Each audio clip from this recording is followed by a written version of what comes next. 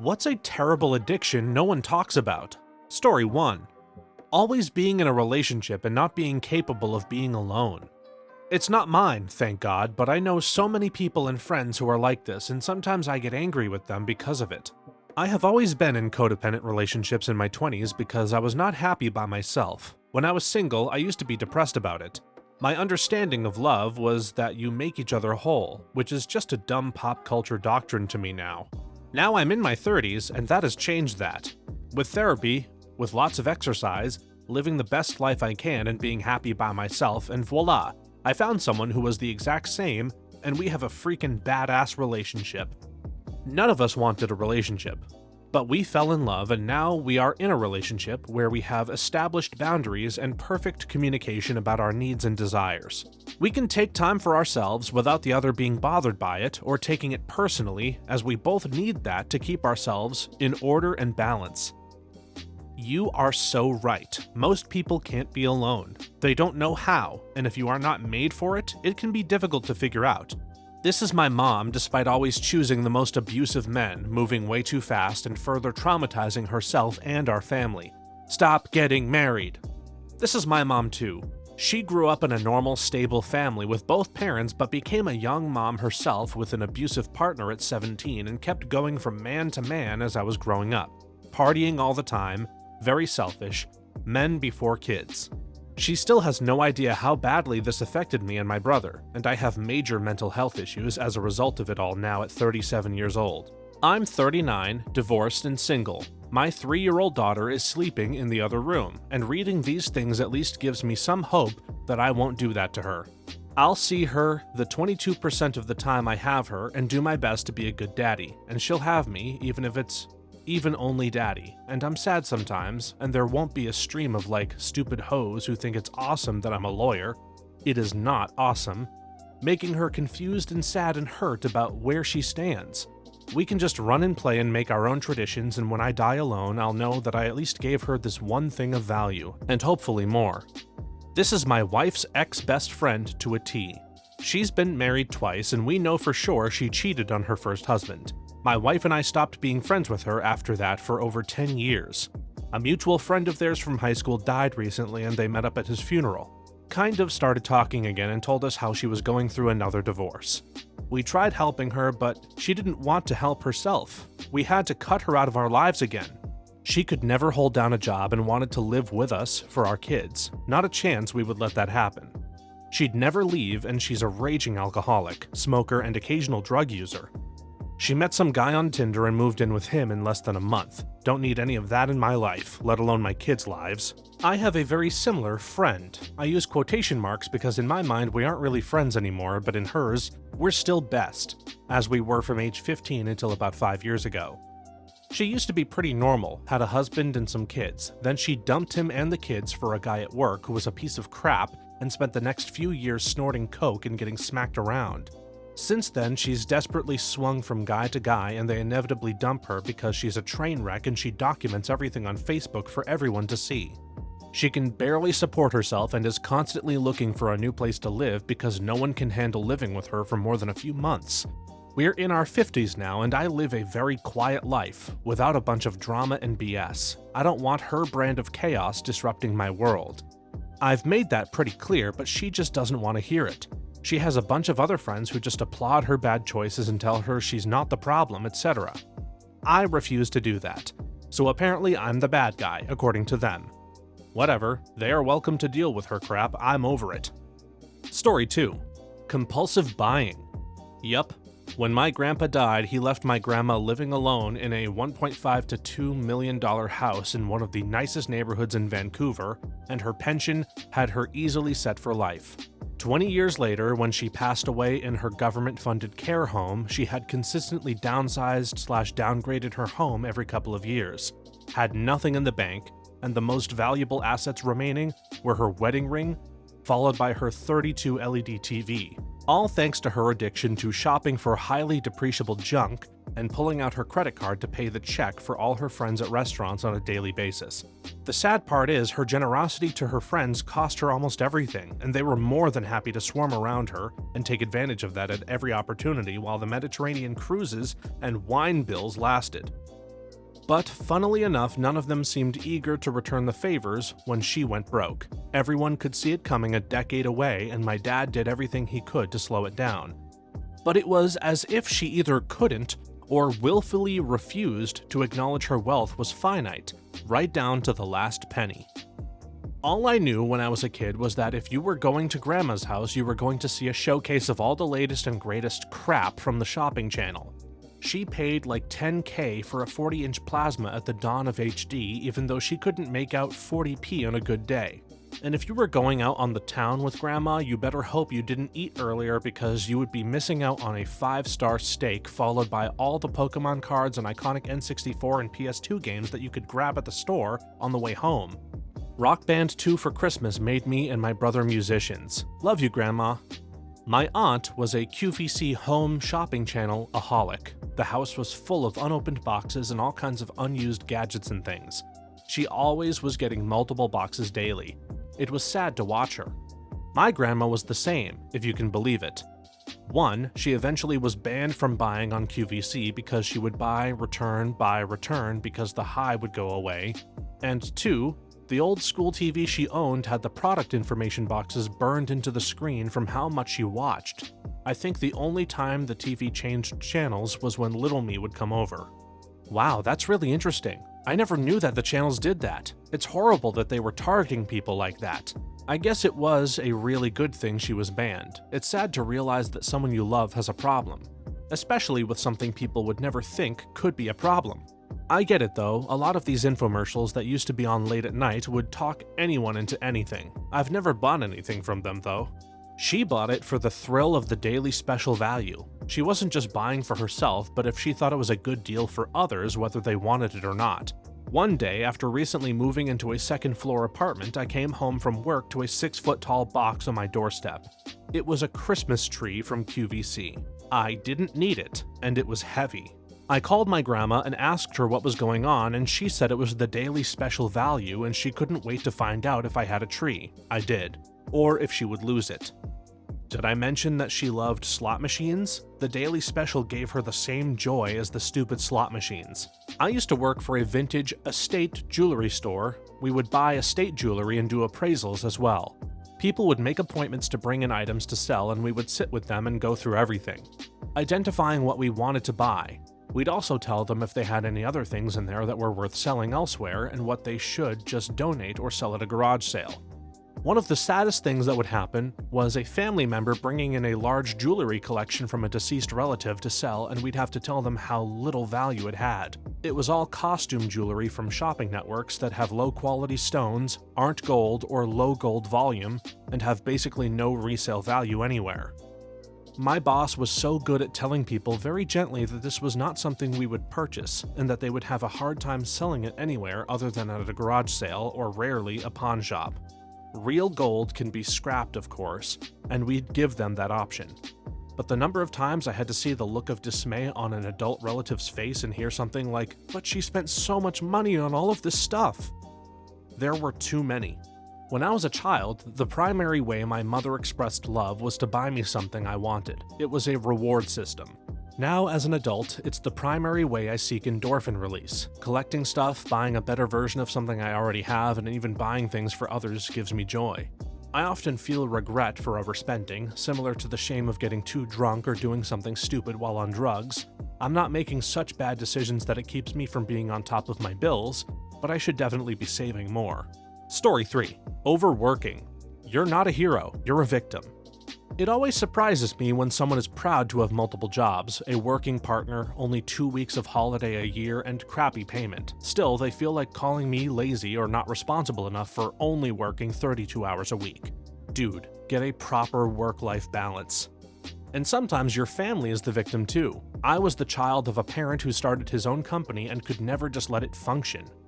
It was like he could never leave startup mode and always wanted to expand it to make it bigger, which eventually cost it. He worked from home and genuinely would do work anytime he wasn't actively doing something else. Never a full day off. Always the first and last thing he did every day. Eventually, alcoholism became more important than being a workaholic, and he spiraled and died within 5 years. Unless you're the CEO or CTO, yes. When I started at my current firm, 2019, I had no idea when my CTO was sleeping. He was the mythical 10x developer at a startup. We were 7 developers at the time, including him, and he was easily more productive than the remaining 6 developers combined. Today, he's rich and has a chill job. He's no longer a 10x dev, and he no longer works insane hours. It worked out great for him. I remember him pushing code at 3 a.m., and somehow showing up at the office at 8 a.m., just 5 hours later looking just fine. As long as you don't brag about it, do what makes you happy and feel fulfilled. Some of us feel happier when we have a goal to strive for, when we push ourselves beyond our limits, and most important of all, when we surprise ourselves with our capabilities or abilities. That sometimes requires overwork and overdrive.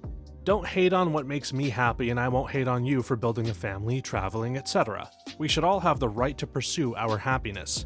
My friend grew up very poor, and her parents were abusive. As a result, she's a workaholic on 2 fronts.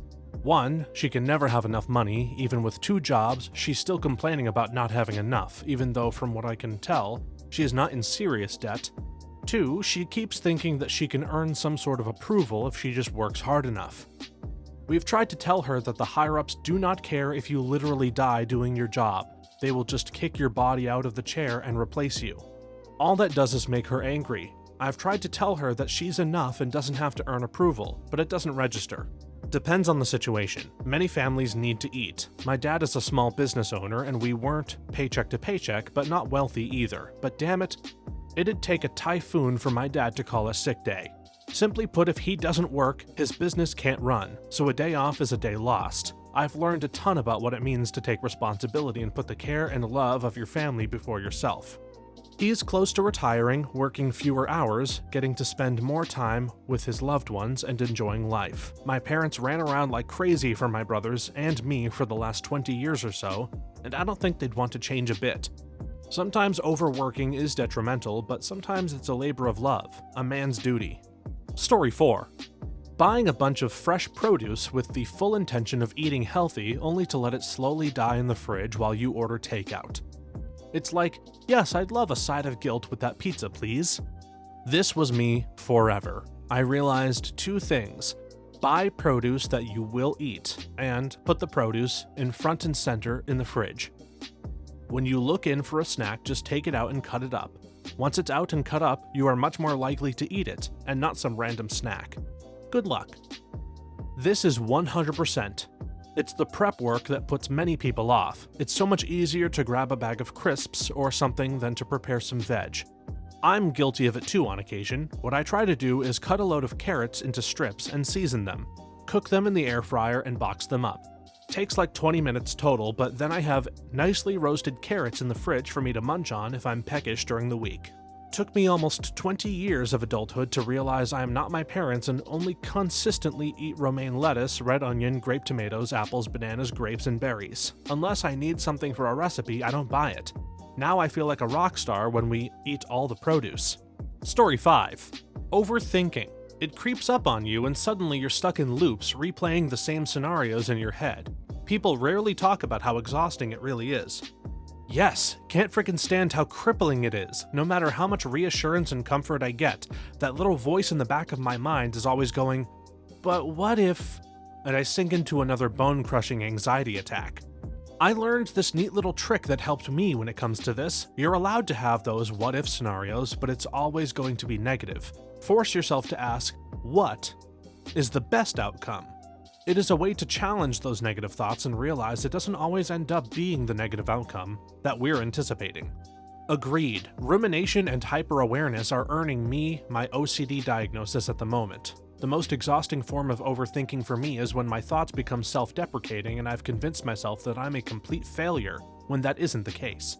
It gets even worse when there are external, unrelated stressors. Hormonal fluctuations are the big one for me. Being stuck in those loops can really distract me and affect my day-to-day life, but knowing I'm not alone gives me some hope. I have to play video games or watch movies till 4 a.m. till I pass out, because if I don't keep my brain occupied, it will consume me. The only things I've found that offer significant peace are just terrible for me. Benzos, alcohol, nitrous oxide, and those just make me think more when I'm not taking them. Don't recommend them, especially the first 2. because if you do them for a while, your brain gets used to being so slow that it has to overwork to function, which becomes the new normal.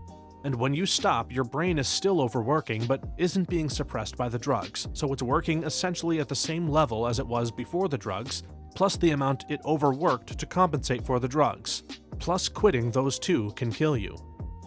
I can personally attest to this because it's not sustainable long-term and horrible for the mind and body/nervous system. Ever since I was a kid and due to my family, I always behaved how you're describing, but I'm paying the price now.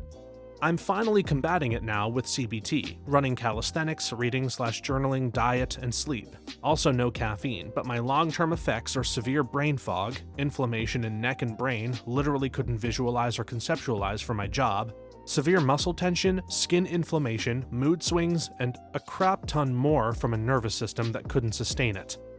And yes, I've had all the tests over the years, and I don't have any autoimmune conditions that are attributed to it. Just plain old stress breakdown.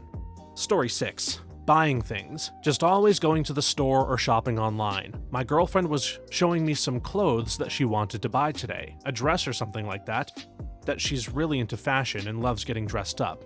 No worries, love, go for it. Then she showed me the app, Depop, I think. They've basically gamified secondhand clothes shopping. It's really easy to see how someone could get addicted to buying new clothes regularly for that dopamine hit that comes from the app. As bad as any in-game purchases that's well known about. This is my brother-in-law. He impulse buys at Goodwill constantly. If it has something on it that is a sports team, he buys it even if it's not his size. He is constantly buying loads and loads of toys for my daughter, who told him flat out to stop buying her stuff, for birthdays and holidays. He comes over with literal trash bags of crap. I end up just saving what is nice and then throwing the rest into those yellow donation containers. He barely makes enough to live. His car is always broken down, and he works a dead-end job and yet won't leave because of loyalty or something like that.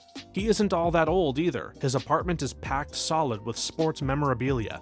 We found a box he hid in my basement and just sold off the stuff for next to nothing. It wasn't good stuff, so it's fine. Still, he just won't stop. The same goes for groceries. We have a discount grocery store near us. He buys the most unhealthy, unappetizing crap they sell. I think one time he got us these lemon, sugar-free, and chocolate tarts because they were on clearance. I threw them away. Story 7.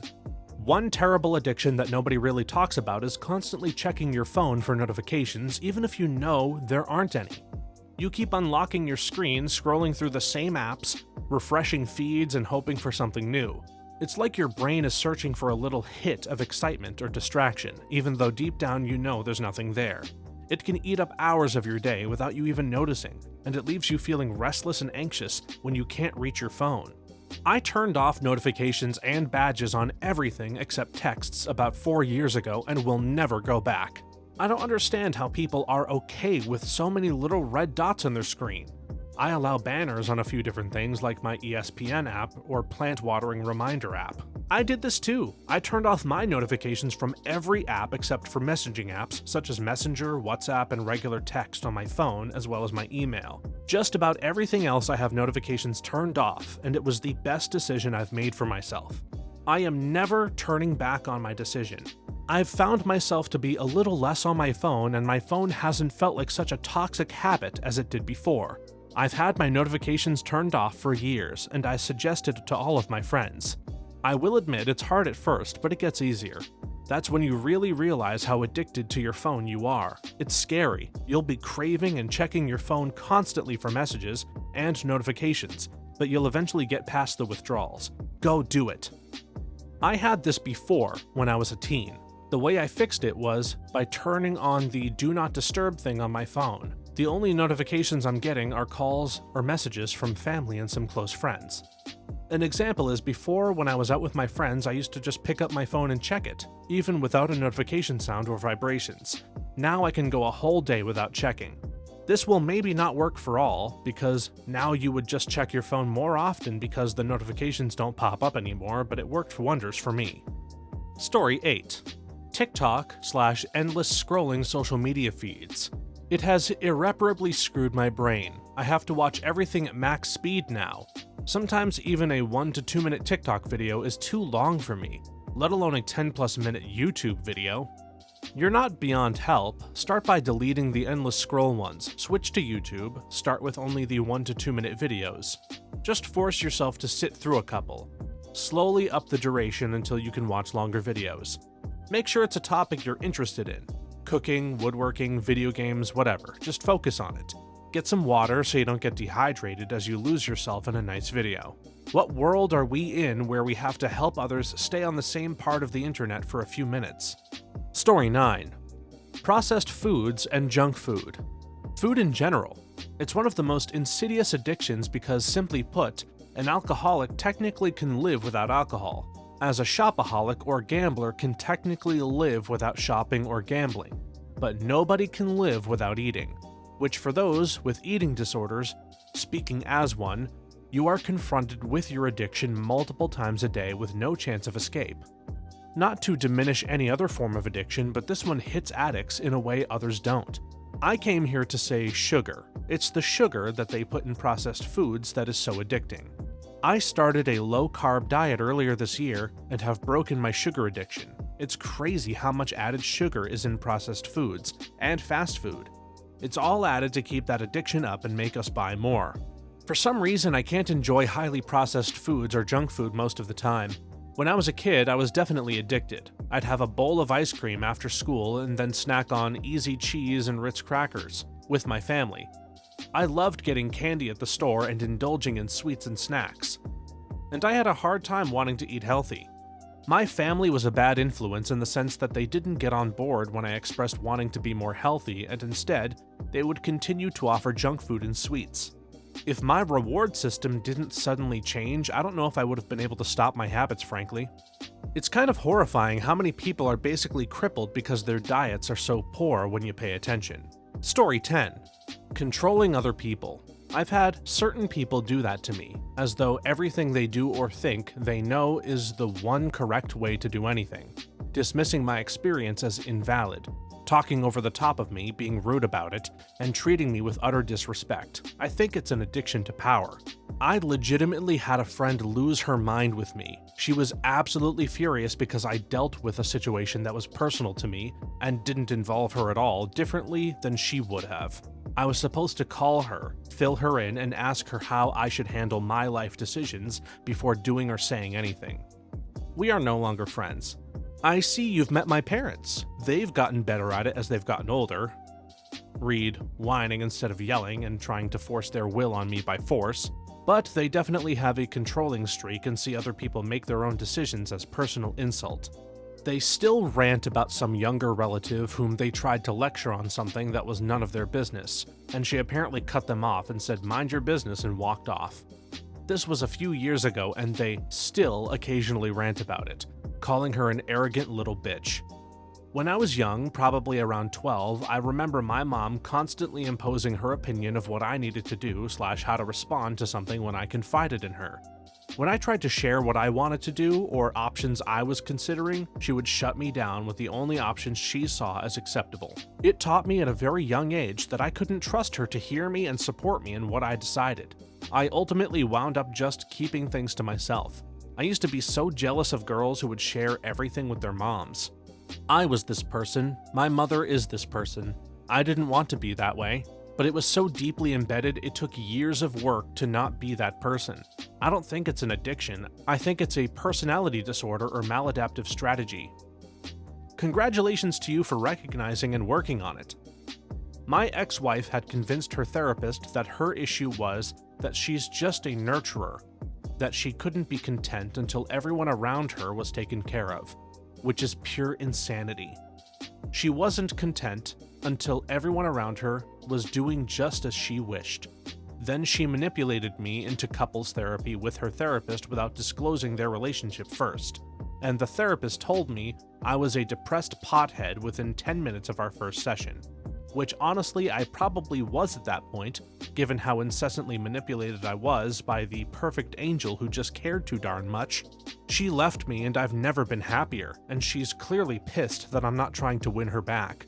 I was in heavy metal denial about how miserable I was, and now every day feels like such a gift I almost feel guilty about it.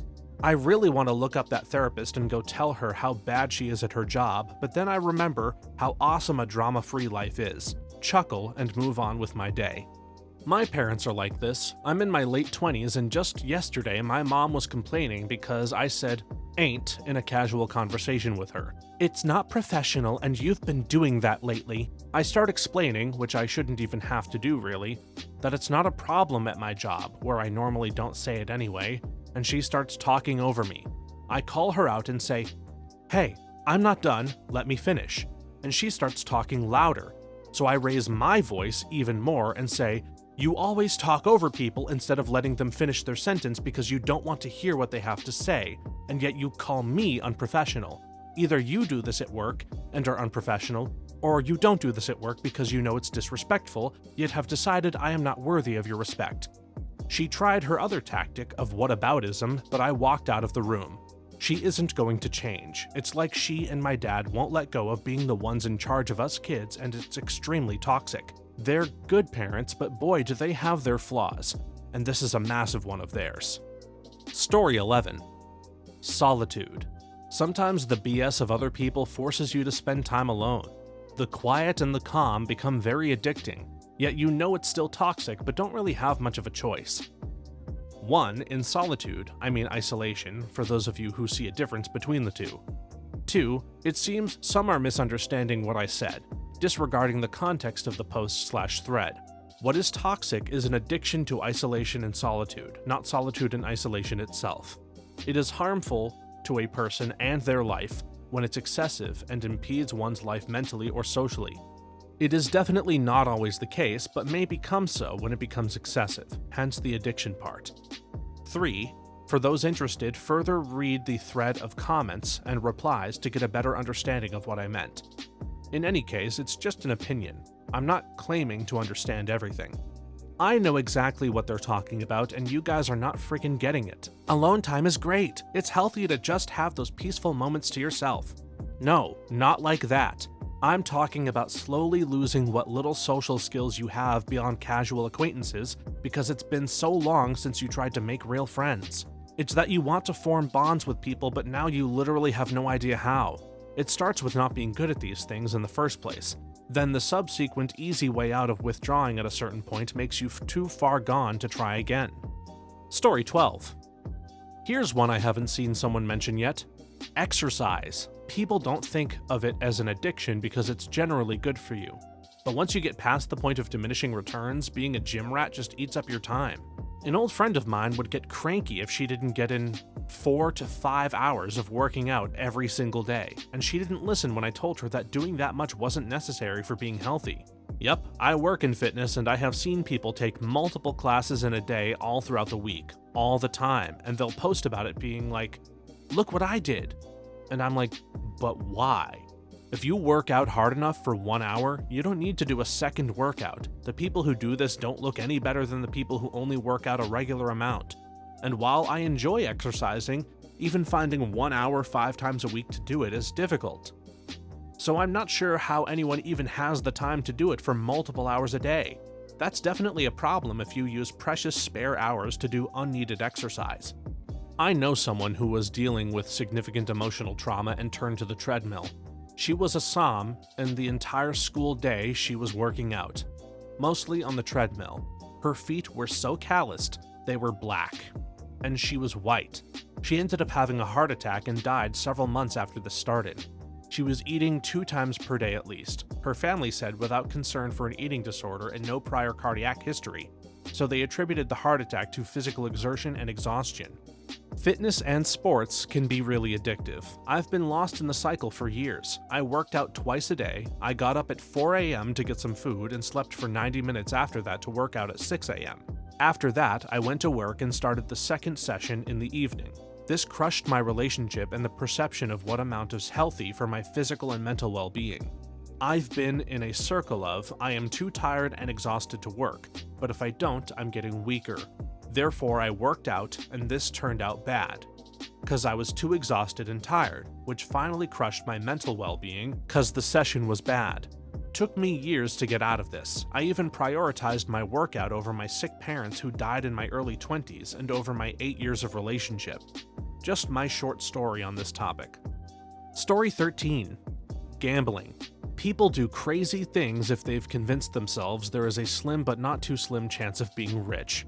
Dude, I feel like I'm losing my mind. It feels like gambling went from illegal and frowned upon to just a casually accepted everyday thing in every facet of life, and it's freaking crazy. Everyone I know is just casually gambling. My siblings are gambling, my friends are gambling, my nieces and nephews are gambling, and it feels like it's never going to stop. From these totally not real gambling because it's for fake currency that you pay real money for and can cash out for real money, slot machine apps, to gambling for skins in Fortnite or CSGO, loot boxes, and even freaking Kinder Surprise eggs are just gambling. I swear to God, they're hooking these kids earlier and earlier, and everyone around treats it like it's no big deal, and I actually feel like I'm going insane. Thanks for watching until the end. If you have a similar story to these that you would like to share with us, please leave it in the comments below. If you enjoyed this video, please leave us a like and subscribe. For more videos like this one right now, please stop by our channel. Thanks again, and see you next time.